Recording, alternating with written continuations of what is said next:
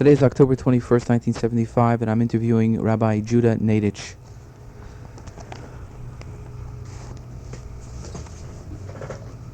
The first question I wanted to ask was when, where, and under what circumstances did you first encounter the remnants of European Jewry? Who were these people? The first occasion I had to encounter the remnants of European Jewry, that is, we mean, of course, continental Jewry. That's correct. Was soon after my arrival in Paris. In Normandy, I encountered no Jews. And in the various cities from Normandy to Paris, cities, towns, villages, I encountered no Jews. Although later, after I'd gotten into Paris, I discovered that there were Jewish orphan children in a monastery along the route from Normandy to Paris, but about that later. The first Jews that I encountered of continental Jewry were those whom I met in Paris. It happened soon after my arrival. I arrived in Paris 4 days after the liberation of the city, that is, with the first American troops who came into the city. And I, soon after establishing myself at the American Army headquarters, which was at the Hotel Majestic, near the Arc de Triomphe, the same Hotel Majestic where later the Vietnam Peace Accords were signed and where the UN is in its establishment today. Soon after that, I got into my Jeep and I went down to the area of Paris which had a large Jewish population and which is known by the name of the Pletzel. How do you spell that? Pletzel is Yiddish. Oh, Pletzel, yeah. And a Pletzel. Ah. And I flew my Jewish chaplain's flag from the front of the Jeep. And I just parked the Jeep and waited to see what would happen. And soon a number of Jews came over to me because they were curious. They had never seen this flag with a Jewish star on it. And they saw an American officer who was standing there in an army uniform with the Ten Commandments and the Star of David on his uniform lapels. And we began to speak to each other. The languages we used were both French and Yiddish, and depending upon the individual. These Jews were for the most part Jews who had hidden out somewhere within the metropolitan Paris area. They were the remnants of Parisian Jewry. That doesn't mean that all of them went back generations in their residence in Paris. Many of them were Eastern European Jews who had somehow ended up in Paris with the outbreak of the war. But these were the first Jews I encountered. And after that, what type of assistance were you able to give these Jews? Well, once the word spread as it did, that there was an American rabbi at the American Army headquarters, and the word got around sufficiently so that from that time on, virtually every day, individual Jews came to my office at the Hotel Majestic. They were anxious for various kinds of help, not necessarily financial. In many cases, it was the inquiry of whether they could, I could help them locate other members of the family who had disappeared during the war years. In some cases, it was financial help. In other cases, it was writing to relatives in the United States.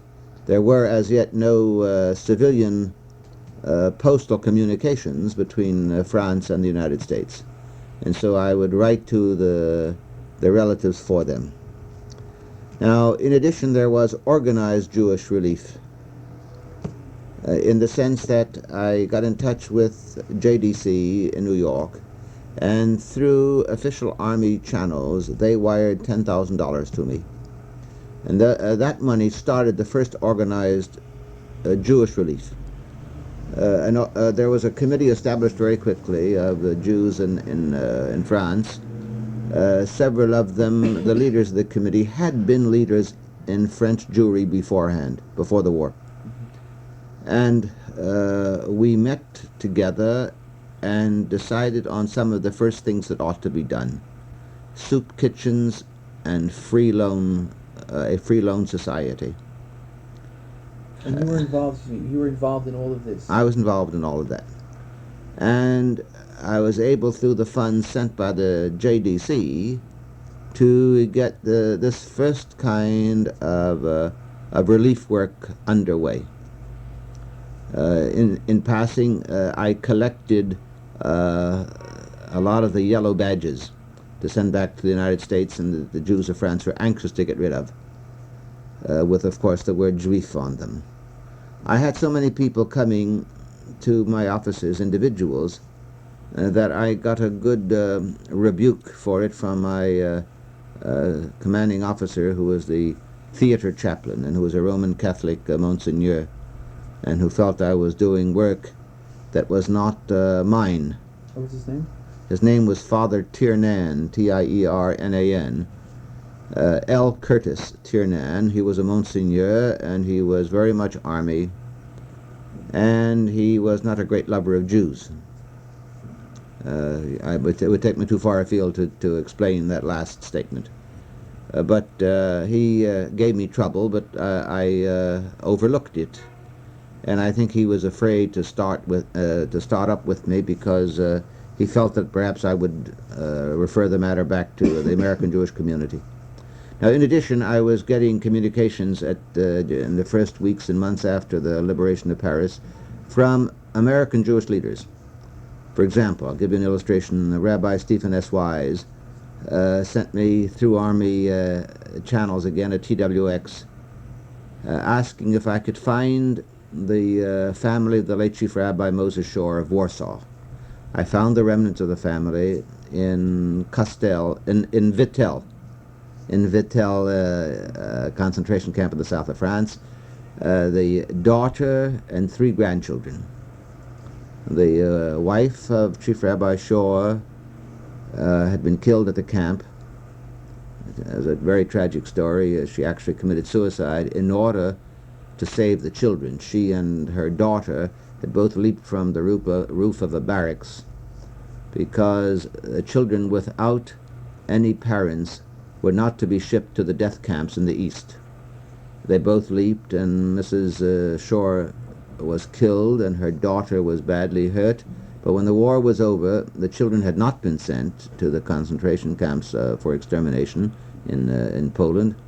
The war was over. Mrs. Fela Kohn, the daughter, and her own 2 children and her sister's son were found there. I took them out and brought them to Paris and arranged with the American embassy to give them visas quickly and had them sent to America. Unless you prod my memory a little bit more, these are the things that occurred to me. Now, why would American Jewish leaders write to you specifically? Because it was known that I was the only American Jewish chaplain at that time in Paris. I see. I was with theater headquarters, and theater headquarters before the capture of Paris was at Valognes in Normandy, and after the capture of Paris it was moved forward to Paris itself, and it had been known for a long time that I was with theater headquarters. For a long time I was the only American Jewish chaplain in the British Isles, and I got a lot of communications from America and visiting firemen, as they were called, when they came to visit. If they were Jews, I would be in charge of their tours of the theater. Now, generally, the impression is that in France, the French Jewish community was able to bounce back fairly quickly with the help of JDC. Now, you're suggesting that you were the one who initiated this first... This was a very, very start. Now, it didn't take long before the JDC got permission to open up its offices on Rue de Téhéran. And as soon as they did, they sent in a very able staff that at once took over in a far more organized fashion than I could do all of the relief and assistance work. Well, there's some question as to how efficient they were and how much concerned they were with really helping the Jewish people.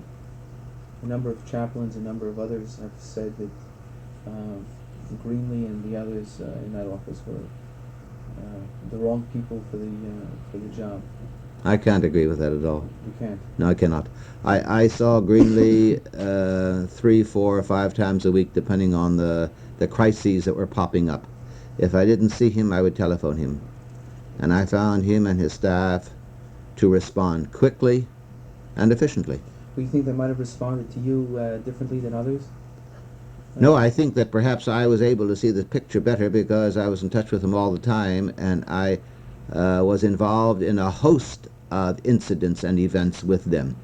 Whereas a man in the field, a chaplain with a division that would be on the move, would encounter, let's say, I'm creating a hypothetical incident. If a chaplain with a division would enter a village in France and find a half a dozen or 10 individual Jews or Jewish children, let's say, and it was imperative to help the situation instantly. And he got through to Paris, and telephoning wasn't a simple thing.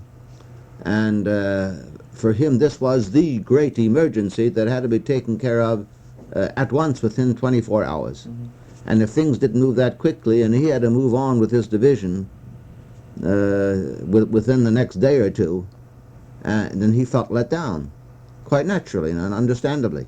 The JDC had not responded to his request, despite the fact that he told him it was an emergency and it had to be taken care of within 24 hours. Now, that group of Jews might have been helped a week or 2 weeks or a month later by JDC. But he wasn't even aware of it anymore. All he knew was his bitter disappointment. And you have to remember that you're dealing with a country where lines of communication were down, where transportation was difficult to get, where everything was in chaos for months after the capture of Paris. So that from the point of view of the effectiveness of their job, I think I had more reason to be able to see it over a longer period of time. I was stationed in Paris for a full year. Well, there's another example, the fact that the chaplain would come in on Sunday, he would be looking for some assistance, and he would go to JDC and he'd find that they would be working 9 to 5, that type of attitude. It's Sunday, well, it's closed. That's the way you work in America, that's the way we work in Europe, whereas the Palestinians, for example, were working night and day. Yeah, well, that's true. The Palestinians, whether in the Jewish Brigade or Shlichim, were people who would work night and day. They were there for a mission. For them, it was a sacred cause. People in the JDC, Arthur Greenlee, I could reach at any time of the day or night, and frequently I did. I knew how to contact him. I knew where to find him in his residence, just as he would reach me at all hours of the day and night when there were emergencies. But the people who worked in the JDC office were local French people, usually French Jews. But they brought in people from the outside as well. They had an American staff, but the secretarial staff was largely local. No, well, it seemed to me that if this was a crisis situation, and it seemed that almost every day presented another crisis, that one does not close up, or at least you keep a skeletal staff in case of... Well, I cannot testify as to whether the office was open for 7 days a week or not. I can only tell you that I was in touch with them 7 days a week, including Shabbat. And you felt that I felt that they responded quickly and efficiently. I have nothing but praise for both the JDC operation in France and the later JDC operation in Germany. Okay, now what about... Now, as I was talking with you, to answer your earlier question, what other kinds of assistance? Assistance was in another category. Assistance rendered to DPs on the move. That is, in working together with men of the brigade, of the Jewish brigade. I would get telephone calls or personal visits and informed that certain materials were necessary for the shipment of Jewish displaced persons from a port in southern France to what was then called Palestine. These things, even if you had money, and they didn't, but even if you had money, these things couldn't be purchased. Mm-hmm. For example, food. There were no surplus stocks of food. Medicines, even arms. I was the central person and most easily communicated with. They got in touch with me, and I would try to respond to their requests. For example, if they said they needed medicines for a shipment of Jews on one of the ships, from a secret ship from a southern French port, Mm-hmm. I would get in touch with a number of Jewish doctors serving in the army, and tell them we needed, and I had a complete list of medicines necessary, Mm-hmm. and they would get them for me from American Army stocks, medical stocks. Now, is this when you were an advisor on Jewish affairs, or before that? Before that. Before that. I wasn't appointed advisor on Jewish affairs to Eisenhower until I was transferred from Paris to Frankfurt. Mm-hmm. So all this period of time in Paris, you were involved in these illegal activities. Yes. Don't call them illegal. I don't like the word. Even though the statute of limitations are now run out anyhow, so I'm not concerned. It's never been mentioned before that you were involved to that extent. Well, now, in addition, I would get in touch with Jewish chaplains in various parts of France, especially those in southern France, Mm-hmm. like Chaplain Abraham Hazelcorn, for example, the name comes to mind. Right. And he would see to it that the stuff got to where it was picked up in southern France. Now, the same thing was true even with guns and ammunition. Mm-hmm. And the same thing was true with stocks of food. I think in the Eisenhower and the Jews, I tell one story about the Red Cross rations in a warehouse in Paris. Mm-hmm. That took 3 days for the trucks of the Jewish Brigade to move from the American Army warehouse to their own warehouse. And they were highly valuable foods because they contained the kind of balanced diet and nutrients that were necessary for a prisoner of war, and concentrated foods. Mm-hmm. So that for the purpose of getting Jewish displaced persons moved, transported, my office was of service. Did you ever start a package program? A package program? No. I never started a package program. In your area? No. No. There's no need for that. Because you could get all of the material you needed by yourself. I could get whatever material I needed by myself, and there was no need in Paris for such things as clothing, for example. Mm-hmm. Later on, when I was in Germany, it was a different story. And there I didn't start a package program. I would cable JDC New York and get clothing, newspapers, books, athletic equipment, and so on. I was just thinking of something else as you spoke to me.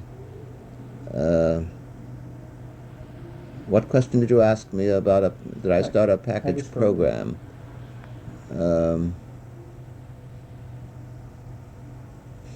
I can't think of what it was, but oh yes, I told you about the orphans. A Jewish chaplain came to my office and told me that he had found out that there were a number of Jewish orphans I may have written this in the book, I don't remember, in a monastery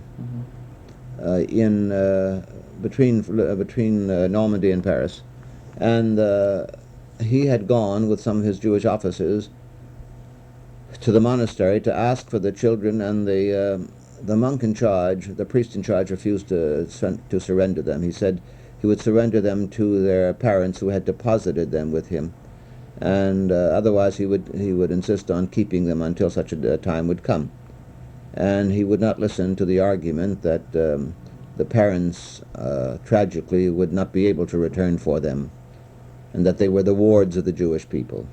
Mm-hmm. Well, with the additional clout that came with a letterhead signed theater headquarters, had on it the imprint of theater headquarters, this chaplain was able, together with my letters and with my telephone calls, to get these orphans out. Who was this chaplain? Do you remember? I know Marcus was in France. Was it? It wasn't Bobby Marcus. I don't remember exactly who it was. Hazelcorn was also in France. Yes. And so you have to think in terms of the early period in France, in 1944, the summer of 44. I also contacted the Jewish agency. Ruth Kluger was in Paris already with the Jewish agency. I contacted her, and she was the person who rounded up Jewish children, who was in charge of the first convoy of Jewish children from Buchenwald that came through Paris. She was involved. You mean that was Marcus and Herschel Schachter were involved in that? They were involved. They were two of them. Yes, but they were not the ones who escorted the convoy all the way down to Marseille. I think Marcus was. Marcus may have been on the train, but the person who was officially in charge was Ruth Kluger, right. Because it had to be a representative of the Jewish Agency for Palestine, and that she was. Right. And she took the responsibility for the children and assured the civilian governments that they were going to be accepted by the Jewish Agency in Palestine. So the Jewish chaplains, both Robert Marcus especially, did a great job in that connection, but of course there had to be the representative of the Jewish Agency to receive them. And okay, what else? Did you work, or how would you describe your activities in Grobman, with Grobman? Just 1 second, excuse me. Now, in addition, I was able to get certain types of food supplies and religious supplies for the Jews of France, Belgium, and Holland. For example, before the festival of Pesach, well before it, the festival of Pesach of 1945, I wanted to put in a requisition for matzot, theoretically for the Jewish soldiers in the American Army.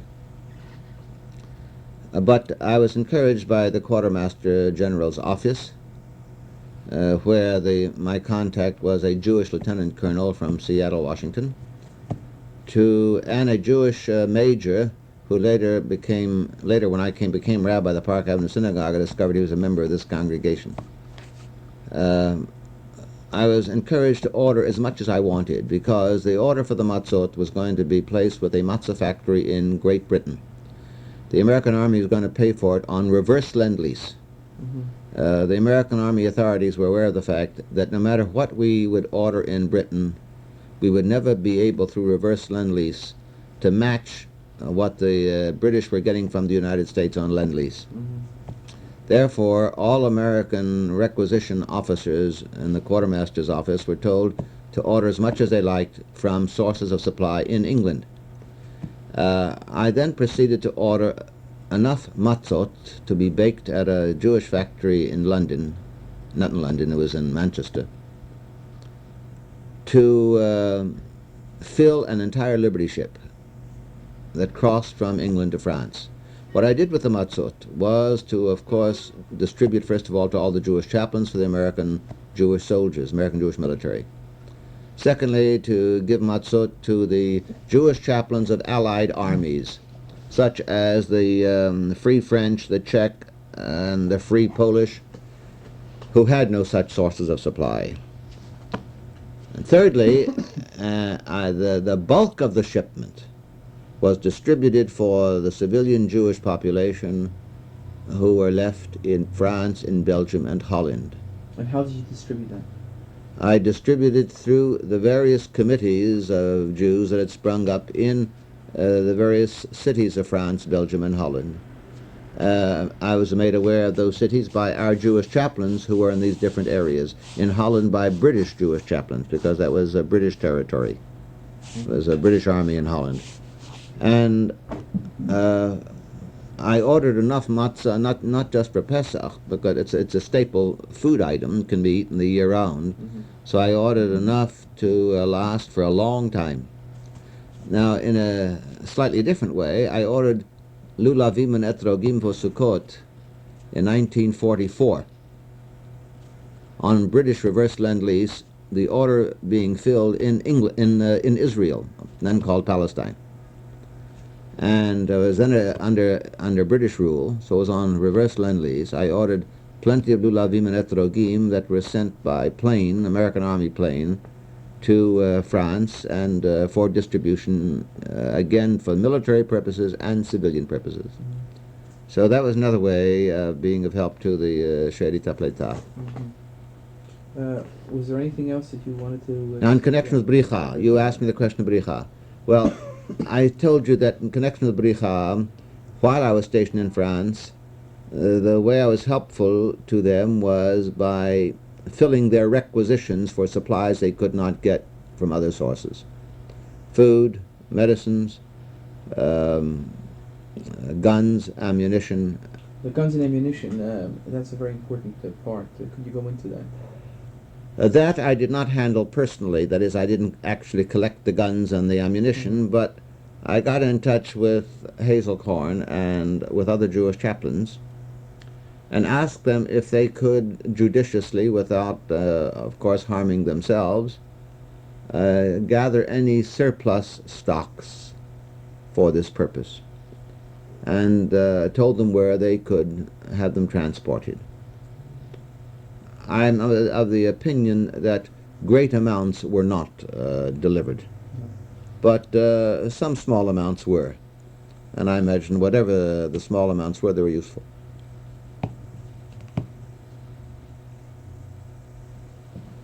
I want to repeat what I said at the outset, that individual Jews would come to my office every day for the entire year that I was in Paris. The numbers naturally were at their largest during the first 90 days.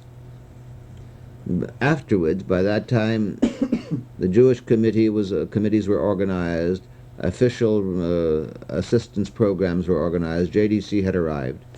But throughout the entire year that I was in Paris, hardly a day passed that somebody didn't come in for some kind of help. Later, of course, it was not so much individual financial assistance as so much as it was communication, re-establishing lines of communication. Did you do this by yourself, or you set up a special committee? No, I did that by myself. In other words, you were able to handle it by yourself? Yes. I had an assistant, and I had form letters that I had prepared. So if people said wanted to find a relative in Buffalo, New York, I'd write to the Buffalo Jewish Review in Buffalo, New York, and ask them to put it into the local Anglo-Jewish newspaper that so-and-so was looking for so-and-so. And if they knew addresses, and in many cases they did, I would write directly to those addresses. They couldn't write because there was no mail as yet. There's one other question.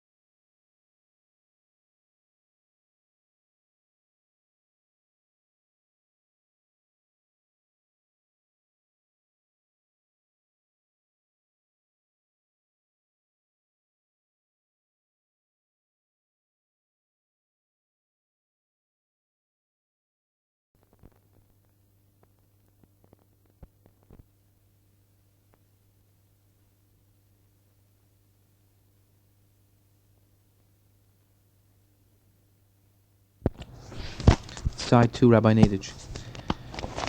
In speaking to Jacob Trobe, he mentioned his version of how you became a Jewish advisor, and he asked me to mention it to you to see if both stories jive. And as you know, the whole question of who was going to be the Jewish advisor was an open question. There was some activity on the part of the American Jewish Congress through Stephen Wise to get Robert Marcus in. There was a lot of pressure applied, and the Army, it seems, was not particularly pleased with Marcus because he had a not a polished way of dealing with questions of this nature. He was very active, very involved, and he had no time for rules if that were the case. And Jacob Trobe was asked by someone in the Army, what can we do? We need a Jewish advisor. And he said he had met you a previous week or two or month, and it seemed like a very amiable fellow, and he thought you were quite capable, and you would do an excellent job, and that's why. And then he suggested your name, and that's how you became Jewish advisor. Now, I would like to know if that's correct. My guess is that's pretty much true. But let me try to fill in more details. Fine. I think that the whole notion of a Jewish advisor to Eisenhower was really the brainchild of Robert Marcus, Chaplain Marcus. He was the chaplain who was the first one to enter a concentration camp and to see Jewish survivors. Which concentration camp? Buchenwald. Oh, he got the Buchenwald first. He got the Buchenwald before Herschel Schachter. Yes, right. That's the question. Despite what publicity has been issued. Well, Herschel, who is a very good friend of mine, likes to trumpet the fact that he was the first Jewish chaplain to enter Buchenwald, but with b'mchilat kvodo, the facts are that Robert Marcus was the first one. And as each one of us was later, when each one of us had the first experience in entering concentration camp, it was an overwhelming experience that remains with us as long as we live. Mm-hmm. And he saw that he did not have enough time as a military chaplain assigned to a military unit to help in what had to be his spare hours. He was the first one to gather a list of Jewish survivors in a concentration camp. Right. And he sent it to Stephen Wise, and he sent me a copy.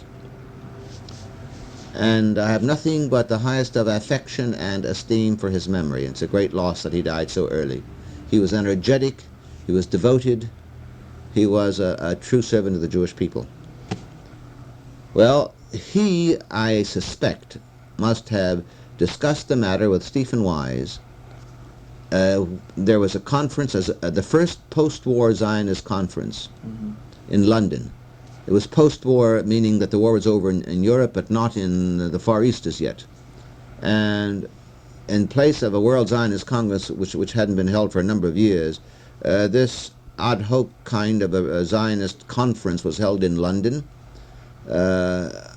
I think, I have the exact date in my book, I think, but I think it was around June of 45. And Bobby Marcus got permission to go to London, and he met with Stephen Wise. And he told him what he had seen, what he had experienced, and what the great need there was for some kind of a Jewish liaison officer. The term was not yet coined a Jewish advisor. I think it's a Jewish liaison officer. And Stephen Wise then sent a cable to Eisenhower, the text of which I think I have in my book. Right, thanks. Eisenhower sent back a reply in the negative because he had the same kind of counselors that Montgomery had at his headquarters, who said, don't get involved. It's the same, it's the old story of who are the Jews.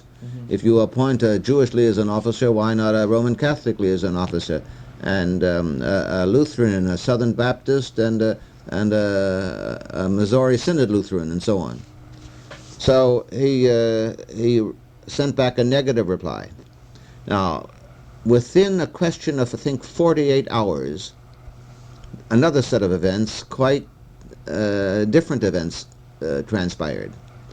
Before this, sometime earlier, news correspondents, foreign correspondents of leading American newspapers had sent back stories from the concentration camps depicting the horror and the fact that the American army was doing little or nothing for the Jews. Now, there was a reason for that. It wasn't because the American army was anti-Semitic, and I'm not apologetic for the American army.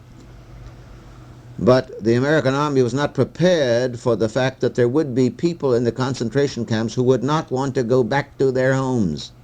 And all. I think that was an army mistake, because from the information that I've found, before the end of the war, there was letters by the World Jewish Congress talking to people in the State Department, telling them in individual meetings, and telling them that this is going to happen, that the Jews are not going to want to go back, that they're a separate group, they should be treated differently, etc. I accept what you say, although I'm not familiar with that because I haven't researched it. But I have no doubt that that's true. But I also know that that kind of information was not sent by the State Department to the field headquarters of the American Army in Europe, because the G5 plans I was familiar with. Mm-hmm. I read them all later when I came into my job in Germany as advisor to Eisenhower. I read all the plans for the eventual conquest of Germany, plans that had been drawn up even before we landed in Normandy. Mm-hmm. And what the civilian government was going to be like, that is, the military government over the civilians, more correctly placed. And what G5, which was going to deal with civilian affairs and with people in concentration camps who would be found alive, what they were supposed to do. And it was very clear what they were supposed to do. They were supposed to return the Belgians as quickly as possible to Belgium, and the French to France, and the Poles to Poland. There's no word there of Jews, because the army, as Goyim do generally, interpreted Jews from Poland as Poles, Jews from France as French, etc. Now, the result was that they did a very good job within 90 days after conquering the concentration camps to ship back all of these nationals to their lands. The rule book didn't provide for people who would not return to their lands. So they were there, and in the job of the 90 days returning the others, which was a big job, given the question of getting sufficient rolling stock and trained personnel and the rest to take them back, and doctors and nurses and so on. So during that period, the Jews had little done for them in the concentration camps. It was then that the stories came back to the American press.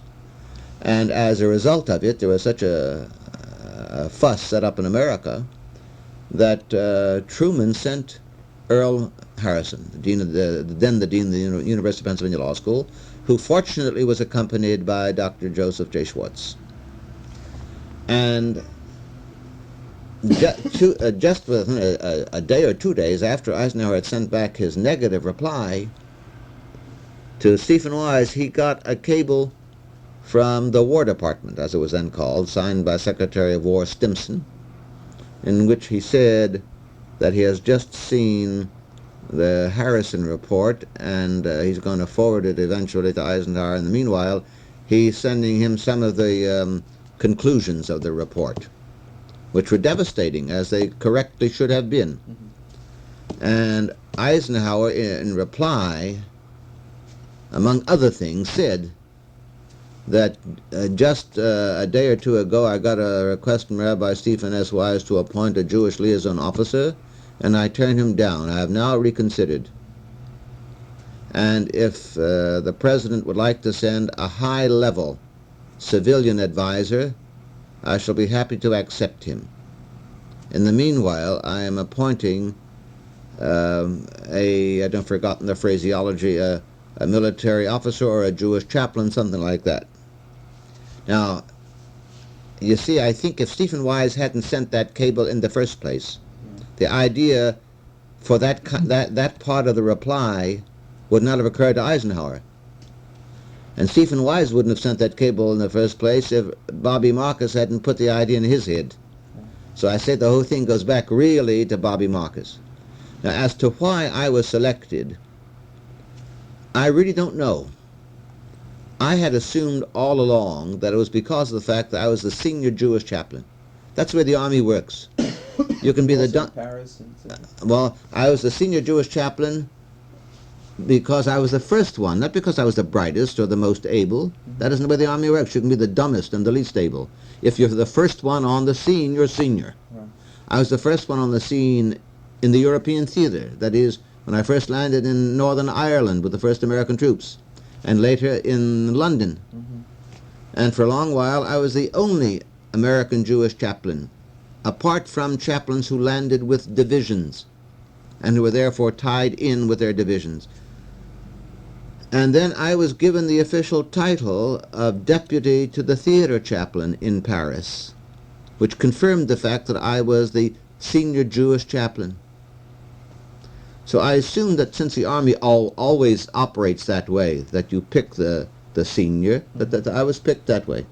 Now, I was advised of it first, even before I got the orders, by Greenlee, who called me one night from his residence to mine and told me this was going to be happening and I was going to be getting orders. So therefore that would tend to corroborate what Jake Trobe told you, that the JDC had been consulted. Oh, yeah.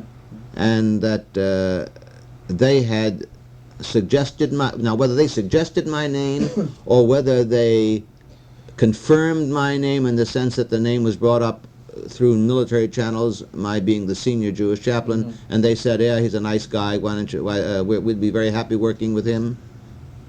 Whichever way it worked, I wouldn't know, because that happened prior to my getting information, and I never inquired as to why it was that I was picked. I got the orders and I left Paris and went to Frankfurt.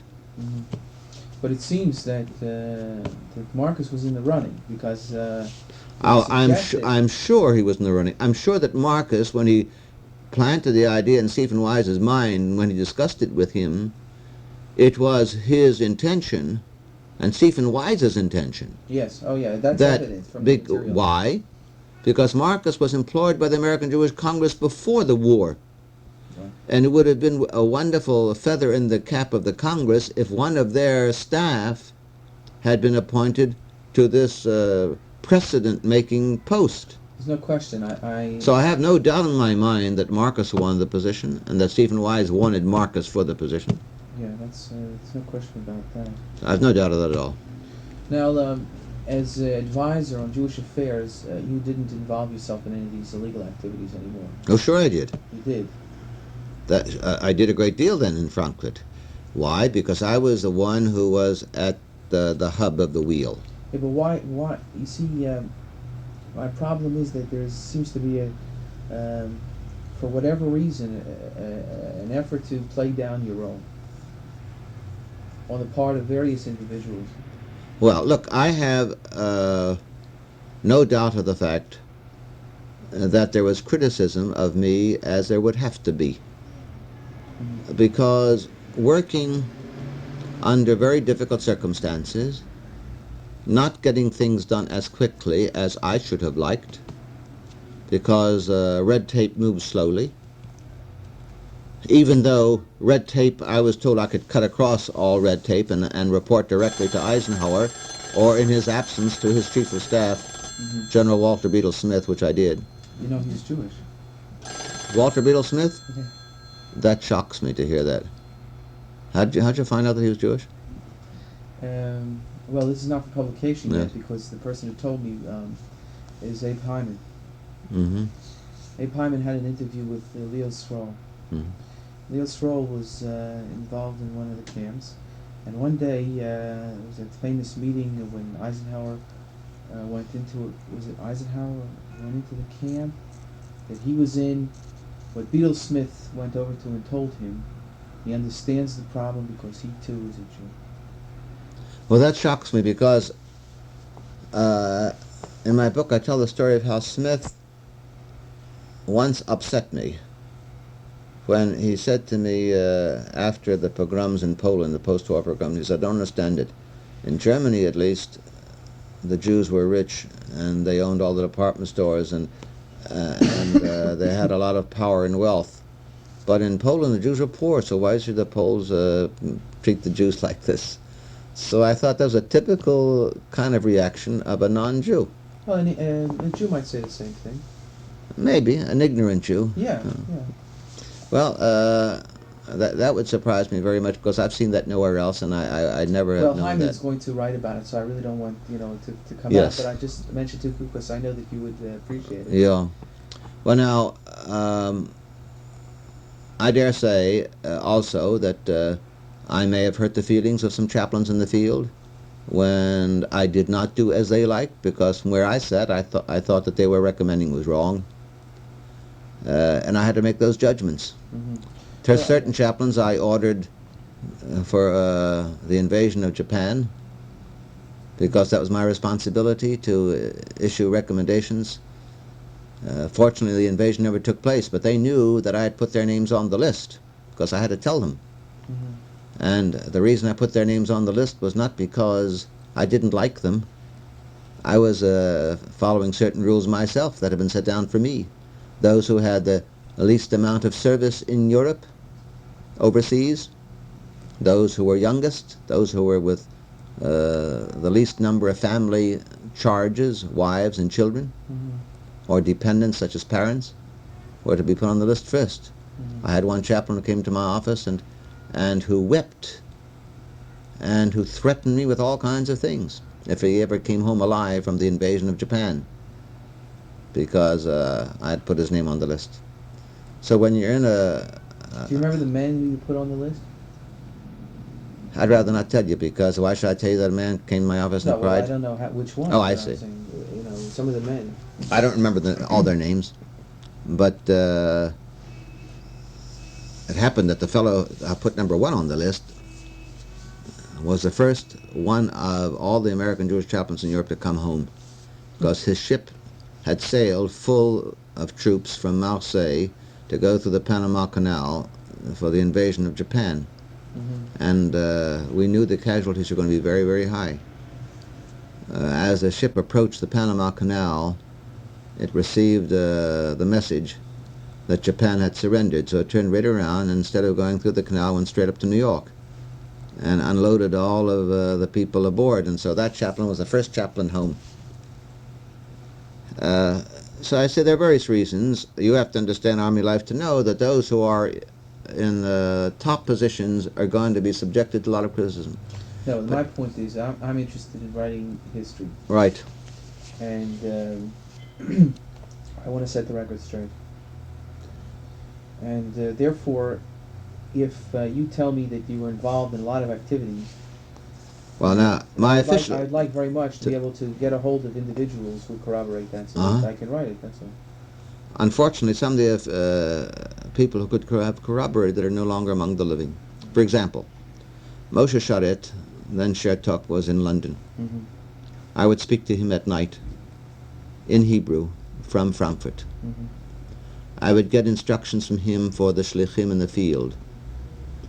I would call them at Munich or at Nuremberg, outside of Nuremberg, at Fürth,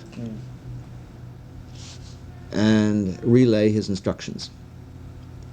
They would give me messages back for him. There was no other way that could have happened, because you needed a switchboard that had telephone lines going to all parts of Europe. And I would speak in Hebrew in case anybody would be listening. Which is against Army regulations. Well, we broke a lot of Army regulations in that respect. They wouldn't listen to you? They wouldn't listen to you on the phone? No, I never had any problems. Nobody ever bothered me about that. I was threatened with a court-martial by Tiernan for another reason. Having to do with the Jewish aspect? Well, yes, the Jewish aspect. Well, because, excuse me, the threatened court-martial. What happened was that Chaplain Eli Bonin with the Rainbow Division was the first Jewish chaplain to enter Dachau. He did valiant work, together with a number of Jewish officers in his division, particularly doctors. Some of the people in Dachau were too far gone to save, even though they were still alive when the camp was captured, but they were doomed. Others could be saved, and Chaplain Bonin and the men of the division, with a very understanding commanding general, General Collins, did as much as they could. And then Eli Bonin called me at Frankfurt and said, our division is moving on to Austria. We're going to Salzburg, where incidentally he continued his wonderful work with DPs in Austria. He said that we're moving on, and you got to get somebody down here. If possible, try to get a Jewish chaplain who could spend full time on this job. Well, one of the last chaplains to arrive in the European theater was Chaplain Abraham Klausner, and I think he may have been the very last one to arrive, and I had very little to give him. We had asked for Jewish chaplains in large numbers for a long time, because we were in great need of Jewish chaplains and we didn't have enough. Right. Finally, with the ending of the war, we got a tremendous number who came over on one ship. So I began assigning them around to various areas just to get them out of Paris. And Klausner I assigned to a station hospital that was assigned to working in Dachau. Now, a station hospital does not have a table of organization that allows for a Jewish chaplain to be assigned to it. But I assigned him for 30 days temporary duty, which was approved. Klausner went there, and he was there for 6 months. And you, I'm sure, know a great deal about Klausner. He ran his own operation, and that station hospital moved away, and Klausner was there all by himself, which was certainly in violation of all Army regulations. He had no assignment, and he was operating and doing a big operation without any official military permission, and he had no Army connection to anything. Right. So technically he could have been charged with being AWOL. Right. And I could have been charged with conspiracy in arranging for his going AWOL, because I had assigned him for 30 days temporary duty. But he took it upon himself to leave. But I knew that he was there because I was in constant, almost daily contact with him for those 6 months. So Tiernan gave me a terrible tongue lashing for my having violated my Army oath and everything else, and doing things that were contrary to military regulations and to government policy, etc., etc., and he was threatening me with court-martial. And Klausner, too. Mm-hmm. Both of us. But we got out of it. How did you get out of it? I don't recall exactly how he got out of it. I still think that he thought I had very strong influence, both with Eisenhower and with civilians back in the United States. With Tiernan? Yes, and so he didn't actually bring me to trial on court-martial. Now, Max Browley also was part of this involvement here. He says that he was the one who requested that a Jewish chaplain come. To where? To Dachau. I cannot corroborate that. There's only one place where a Jewish chaplain could have been assigned from, and that was from the theater chaplain's office. Because he told me that he saw the situation. He went to a non-Jewish chaplain and said that I need a man here in Dachau, and the man was a non-military, didn't fight in the Well, did he say he was there before the 42nd Division? Yeah, as a matter of fact. I think he says that, well, he's not sure because there was Eichhorn there. Eichhorn's with the Air Force. Yeah, but wasn't Eichhorn also in Dachau? You see... the problem is, because he says he was inside Dachau when he saw a chaplain participating in some type of service outside. He was sick, he was quarantined there, and he said that he went out and he found that that there was a tremendous need for, this is after Bonin left, probably. Yeah, it may have been. And it may have been that he did send such a request to the theater chaplain's office. No, that he this is the way Browdy operates. He says that he spoke to this chaplain. The chaplain had no combat experience and wanted souvenirs. So he traded a pistol. He said, "Okay, here's a pistol." A Jewish chaplain? Yeah. Huh? No, not a Jewish chaplain. A Christian chaplain. Christian chaplain. And here's a pistol. Now give me a chaplain. And he got Klausner. That was the way. In other words, I'm trying to figure out how Klausner got there. Klausner could not go there under those circumstances. Under those circumstances. See, I don't know what Browdy has reference to, frankly, because I did not see any communication from Browdy. Mm-hmm. Any assignment of any American Army chaplain anywhere in the European theater would have to come from the theater chaplain's office. Now, if it were a request for a Jewish chaplain, let's say with a division or a corps headquarters or a hospital center or whatever, yeah, then you could do it. Then the Tiernan would speak to me and say, "Look, this place sent in a requisitions, a regular military form for a Jewish chaplain. What do you say to it? Should we send one there? And if so, have you got somebody? Is there somebody in a replacement depot? Or is there somebody who can be spared from another post to be sent there?" And I would give him the name, and he would issue the orders. Could it have been also that Browdy spoke to some intermediary chaplain, and that chaplain forwarded to Tiernan or to you? That could be. Because maybe there was some middle of the... Well, but see, what sticks in my mind is the telephone... Browdy wouldn't need to do that. In other words, he could have called you up on the phone. He could have called me on the phone and said... But I recall a telephone conversation with Eli Bonin of the 42nd Division. Not a... Browdy I met... I would go around Germany all the time, and I met Browdy on my tours of duty and going around visiting DP camps and DP centers and visiting the cities and so on, where DPs had congregated.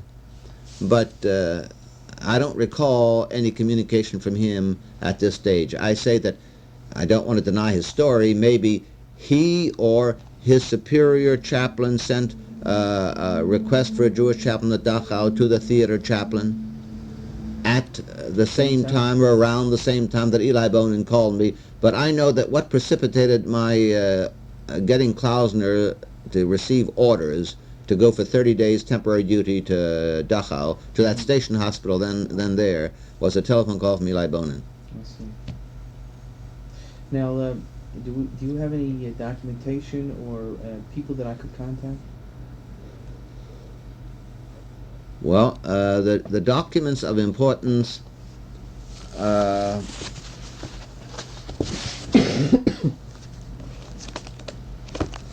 28th. I opened this page at random from my diary. The 20th of November, 1944, and to Comité d'Unité,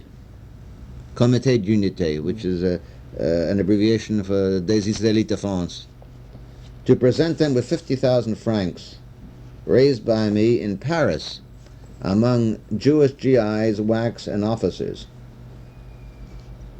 Which is also against Navy Army regulations. To look up Madame, this is followed later, to look up Madame Tenenbaum for her brother in London. Not home, leave message for her to call on me. Welfare, that means two. Two individual Jews came to me for financial assistance on that day.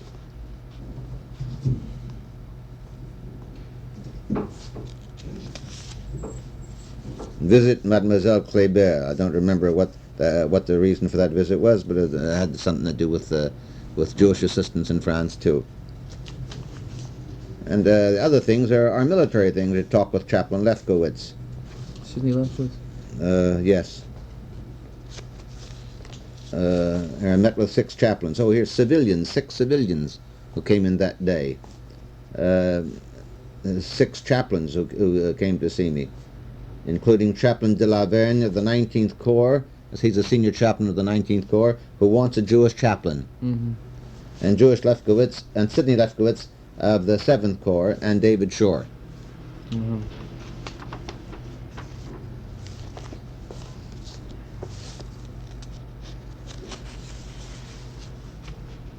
Here's Madame Kohn. That's the daughter of Chief Rabbi Shor of Warsaw. I met Chaplain Isaac Klein. Did you see his book? It came out? Yes, I glanced.